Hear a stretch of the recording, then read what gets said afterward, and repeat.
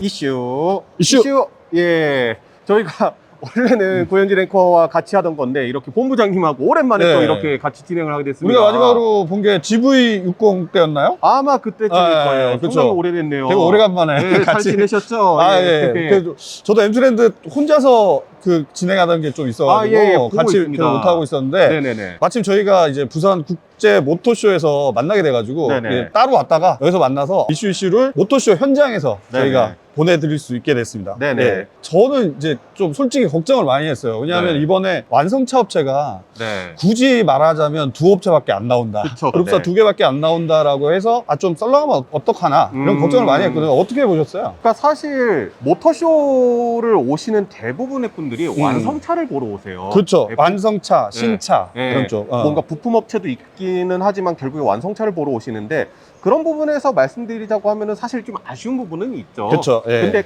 그런 부분들을 메우려고 상당히 이 위원회 쪽에서 열심히 노력한 흔적들이 보여가지고 그거를 좀 상쇄할 만한 것들이 있다라고 일단 저는 생각을 하고 있습니다. 네네네. 네. 일단은 보통 이렇게 전시장을 오면 대부분 보면 메인이 되는 큰 부스들이 좀 있고 나머지 자잘한 업체들이 되게 많은 경우가 이제 대부분인데 그렇죠. 이번에는 의외로 그 자잘한 그 외곽 부스가 별로 없고 네네네. 딱 가운데 좀 핵심적인 그 것만 딱 자리하고 있는 것 같아서 네네. 오히려 좀 군더더기 없는 듯한 느낌? 그런 느낌은 그렇죠. 조금 있었던 것 같아요. 오히려 네. 좀 작은 이런 규모의 그런 것보다는 조금 더 큼직큼직한 업체들이 많이 그렇죠. 좀. 저도 사실 그런 느낌이 드는 게 원래 저는 부산 모터쇼가 처음이에요, 사실. 네네네. 네, 혹시 와보신 적 있으세요? 아니 부산 모터쇼는 오기가 힘든 게 벌써 4년 네. 전이잖아요. 그렇죠. 그 전에 네. 2년마다 한 번씩 하는데 2년을 못 해버리니까 4년째인데 네네. 저는 그 전 모터쇼를 왔었기 때문에 거의 한 6년 만에 저도 와보는 거죠. 그렇죠. 네네네. 이제 이제 킨텍스, 원래 서울 모터쇼는 킨텍스에서 하잖아요. 그럴 때는 이제 아무래도 이 공간 자체가 넓다 보니까 좀 이렇게 좀 흩뿌려져 있는 듯한 느낌이 맞아요. 있었는데 네. 확실히 뭔가 좀 집중되는 있는 느낌? 느낌이 없잖아 네. 있긴 하네요. 네. 그래서 오히려 좀 횡하지 않을까 걱정했었는데 오히려 뭔가 조금 차 있는 느낌. 네네. 오늘은 또 프레스 데이라서 언론사만 들어와 있는데 언론사도 사실 많이 왔어요. 엄청 많이 와서 나 좀 네. 깜짝 놀랐거든요. 네. 프레스룸 들어갔다가 이 정도로 많을 줄은 네. 몰랐는데 꽉 차 있었고 썰렁하다는 느낌은 전혀 안 들었거든요. 네, 맞아요. 다행히. 맞아요. 그러면 혹시 그 PD님이 제일 인상 깊게 보신 부스가 어느 쪽이세요? 부스마다 볼륨 모델을 내놓는데 저는 그 중에서 오늘 가장 인상 깊게 봤던 곳은 단연 기아 아닐까. 기아. 네네. EV9. 네, 네. EV9 컨셉트. 이게 네. 사실 뉴욕 오토쇼에 올 초에 이제 공개를 했었던 모델이에요. 그리고 네. EGMP 플랫폼을 바탕으로 만드는 전기 SUV에 대해서 사람들이 조금 니즈가 있는 편이거든요. 네네네. 근데 아직까지는 딱히 그럴 만한 장르가 국내 브랜드도 그렇고 해외 그쵸. 브랜드도 사실 마땅치가 않기 때문에 그거를 기다리는 분들이 상당히 많아서 네네네. 뉴욕 오토쇼에서 EV9하고 현대 네네네. 세븐 이렇게 공개를 했을 때 사람들이 보고 싶다 이런 의견들이 많았죠.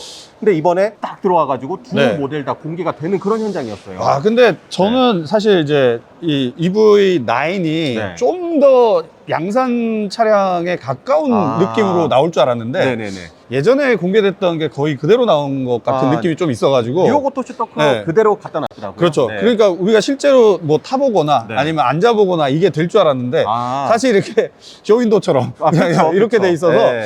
조금 아쉬운 부분도 있었지만 네네. 실질적으로 그 차 형태나 아니면은 이런 걸 볼 때는 지금까지 못 봤던 그리고 보시는 분들이 일부 이제 텔룰라이드의 네. 전기차 모델 느낌이다라는 분도 있고 사이즈도 넉넉하고 네네네. 그래서 실제로 저게 어떤 식으로 양산이 될지 네네. 기대가 더 높아지는 게 있었고 저는 개인적으로 인상 깊었던 게 BMW BMW. 그러니까 7 시리즈라는 게 저도 사실 7 시리즈가 BMW에서는 상당히 이제 최상위급 모델이잖아요. 그렇죠. 세단 중에서는. 그렇죠. 그런데 사실 예전에 7 시리즈가 벤츠의 S클래스와 항상 비교를 당하면서 조금은 하향평가 이런 부분이 있었고 앉아볼 기회가 많은데 아쉬운 부분들이 꽤 많았어요. 제 입장에서도. 네네. 상당히 고급진 모델이고 했는데 이번에 i7으로 해가지고 7 시리즈 베이스로 전기차가 나왔는데 기대 이상이었어요. 왜냐하면 그 앞에 있는 그릴 자체도 호불호가 많이 갈렸었는데 이번에는 그릴 자체가 커진 것도 커진 거지만 옆에 있는 라이트들이 디자인이 확 바뀌어가지고 네네. 그래서 그런 부분이 되게 상쇄가 되면서 좀 이 그릴이 이 디자인에는 좀 어울리네? 그런 생각도 들고 뭐 여러 가지로 사실 아쉬운 부분도 많았어요. 내부를 봤을 때 네네. 7 시리즈의 고급스러움은 간 곳이 없고 약간 뭔가 그리고 놀라웠던 그 직물 시트 네, 이런 부분들 그런 부분들은 좀 아쉬운 부분도 있었지만 전체적으로 봤을 때는 전기차가 고급 전기차는 이런 느낌으로 나오면 괜찮겠다 라는 느낌이 들어서 BMW 쪽 부스가 상당히 네네. 좋았던 것 같아요. 혹시 좀 아쉬웠던 부분 아니면 오시면 좀 관객분들이 실망할 것 같다라고 느끼신 게 있나요? 네. 참가 업체가 6개밖에 없기 때문에 여기서 뭐 사실 와준 것만으로도 되게 감사하거든요. 그렇죠. 예, 와준 것만으로도 감사한데 오셨을 때 조금 실망하실 수 있다라고 하면 아무래도 좀 많이 기대를 하고 오시지만 접근성 때문에 롤스로이스 부스에 대해서는 아무래도 그렇죠. 예, 너무 내게 먼 그대가 모터쇼장에서도 그게 현실이 되어 버리니까 예. 좀 그거는 관객분들은 좀 아쉬워하시진 않을까라는 그쵸. 생각이 드네요. 저도 비슷한 관점에서 조금 아쉬웠던 부분이 뭐냐면 롤스로이스 부스는 실제로 롤스로이스 오너이시거나 네. 아니면은 롤스로이스 그 딜러들이 네. 초대한 사람만 네. 들어갈 수 있고 나머지는 펜스가 쳐져 있어요. 맞아, 유리 네, 저도 이렇게 프레스 때는 그래도 또 보여줄 줄 알았더니 안 보여주고 펜스를 쳐놓고 앞에 이렇게 가드처럼 딱 서서 네. 막고 있더라고요. 그래서 굳이 이럴 거면은 모터쇼를 왜 안 나? 그냥 뭐 대형 매장도 아니고 약간 네. 그런 느낌도 들었고 모터쇼가 또 신차들 나오면 실제로 앉아보기도 하고 뭐 네. 타보기도 하고 하는데 BMW도 이번에 i7 모델 같은 경우도 처음에는 이렇게 기자들이 타보기도 하고 뭐 했는데 어느 순간 또 막더라고요. 예, 근데 맞아요. 모든 걸 경험해보고 만져보고 타보고 이게 사실 이번에는 네. 안 되는 게 조금 있더라. 네, 저는 그 부분이 좀 아쉽더라고요. 예. 근데 뭐 이제 솔직히 롤스로이스는 차량 단가를 생각해보면 저는 살짝은 이해는 할 수 그쵸. 있어요. 네. 네네네. 차량 단가를 생각해보면 살짝 이해할 수 있는데 그런 거랑 비교했을 때 이제 제네시스 부스 가보셨나요? 네, 가봤죠. 네, 거기 네. 지구공 롱휠베이스 한 대 세워져 있잖아요. 네네네. 시트가 하얀색이에요. 여쭤봤더니 관객들한테도 개문할 거라고 하시더라고요. 네네네. 네. 그런 것들 보면은 솔직히 그런 부분에서는 살짝 비교될 수도 있겠다라는 생각은 들긴 드네요. 그렇죠. 네. 근데 또 따지고 보면은 그 롤스로이스가 비싸기도 하지만 네. 실제로 전시되고 있는 차량 중에 물론 그 제조사에서 나오진 않았지만 네. 뭐 자동차 튜닝 회사라든지 아니면은 맞아요. 뭐 여러 가지 이제 형태의 협업을 하는 회사들에서 다 갖고 나왔어요. 사실 맞아요. 슈퍼카까지 다 갖고 나왔기 네. 때문에 저는 그럼에도 불구하고 어떤 단점들이나 규모나 이런 데에 대한 아쉬움에도 불구하고 벤츠 안 나왔네? 근데 가보면 벤츠가 있긴 있어요.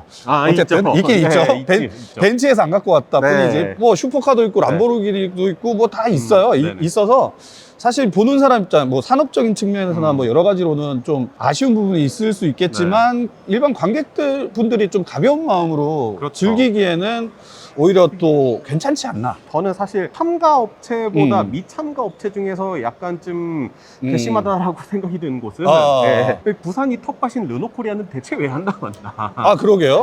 약간 좀 그런 생각이 들기는 해요. 아니 그래도 저는 이제 약간 그런 건 있어요. 이게 국제 모터쇼잖아요. 네. 그러면은 해외 업체들이 안 들어왔다라는 데 대한 네. 아쉬움이 당연히 있죠. 그쵸. 당연히 있는데 네. 웃긴 건 그럼 국내 업체들은 왜 안 나왔냐? 쌍용이나 한국GM은 제가 좀 이해가 되는 게 한국GM은 지금 몇 년째 적자고 그쵸. 쌍용도 지금 분위기가 좋아서 그렇지 아직까지 그쵸, 위험한 그쵸. 단계가 네. 많은데 르노코리아는 작년에 상당히 많이 성장했다고 광고를 하던 곳이었거든요. 그쵸. 네. 자기들도 그 브랜드도 바뀌고 네. 그 CI도 바뀌고 BI도 네. 바뀌고 다 바뀌었는데 한번 나와줬어야 되는 거 아닌가? 텃밭인데. 그렇죠. 네, 텃밭인데 그 정도는 좀 나와줬어야 되지 않나 하는 생각이 쌍용도 좀 아쉬운 게 쌍용도 이번에 분위기가 좋으니까 네. 분위기 좋을 때 한번 이제 몰아쳐서 한번 했으면 좋겠다라는 느낌이 있었는데 근데 어디 네. 매체에서 보니까 지금 저희 이 야외 쪽에서 네. 그 짐카나 한다고 하잖아요. 네네네네. 거기에 쌍용차가 토레스를 어. 그렇게 저기를 했대요. 제공을 했다고 해가지고 아마 그 야외 행사장에서 토레스를 만나볼 수 있을 것 같다라고 하더라고요. 그리고 쌍용이 참여를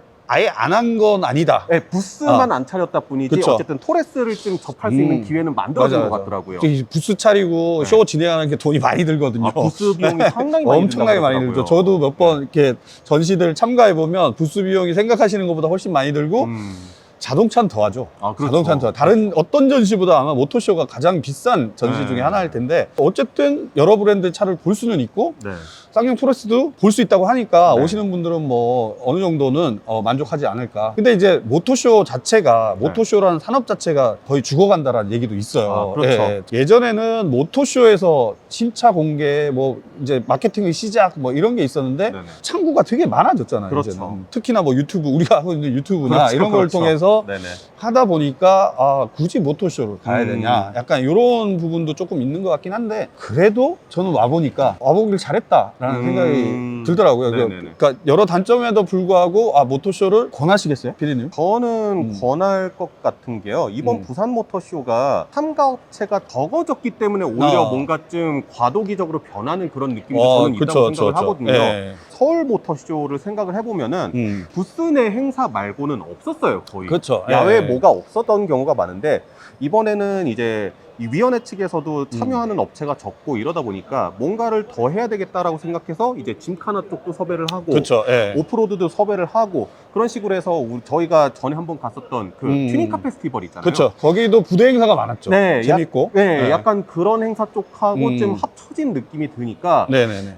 점점 더 이 모터쇼가 체험형 행사와 같이 어, 이렇게 접목이 좋죠. 되는구나라는 느낌도 있고 네. 저는 오늘 현대차 부스를 갔을 때 현대차가 CES 2022에서 전시했던 걸 다 갖고 나왔더라고요. 그쵸. 네, 예, 개인용, 맞아요. 이동용, 예. 모빌리티 이런 것들 다 들고 나왔던데 그런 것들 보면은 아 현대차가 그래도 뭔가 얘기하고 싶은 것을 얘기하려고 이렇게 맞아요, 갖고 맞아요. 나왔구나 이런 것도 보이고 그러면서 아 앞으로 뭔가 모터쇼가 어쨌든 이번 경험을 계기로 해서 바뀌긴 바뀌겠구나라는 생각이 맞아요. 드는 그런 네. 행사기 때문에 저는 한 번쯤 와도 괜찮을 것 같다. 서울 모토쇼가 네. 서울 모빌리티 쇼로 바뀌었잖아요, 이름이. 그렇죠. 근데 부산 모토쇼는 아직까지 이름을 뭐 모빌리티 쇼로 바꾸진 않았지만 네. 지금 지향하는 슬로건이나 이런 데 보면 미래 모빌리티에 대한 언급이 상당히 이제 강조가 되고 있어서 네네. 말씀하신 대로 모토쇼 자체의 느낌이나 아니면 네. 방향이 조금 바뀔 것 같고 저는 그런 생각도 들어요. 우리가 모토쇼 평가를 할 때 몇 개 업체가 나왔느냐 얘기할 때 네. 완성차 업체가 몇 개 나왔냐 그 얘기를 하잖아요. 그렇죠. 근데 이제 전기차 시대가 도래를 하면서 완성차 업체가 되게 많아질 것 같아. 그럴 수 모듈을 있죠. 파는 곳만 완성차 업체가 아니라 네네. 실제로 그걸 포장해서 네. 어떤 형태로 파는데도 이제 완성차 업체로 대우를 해줘야 되는 시기가 온 게 아닌가. 그렇죠. 그런 네. 생각도 들었어요. 네. 오늘 저희가 이제 그 부산 국제 모터쇼 현장에서 저희 쌩쌩뉴스 전해드렸고요. 이슈입니다. 아, 이슈. 죄송합니다. 쌩쌩뉴스. 자, 그러면 마지막 마무리를 먼저 하시면 저도 네. 마무리하고 네. 예, 끝내겠습니다. 앞으로도 더 많은 이슈 기대하 슈슈슈.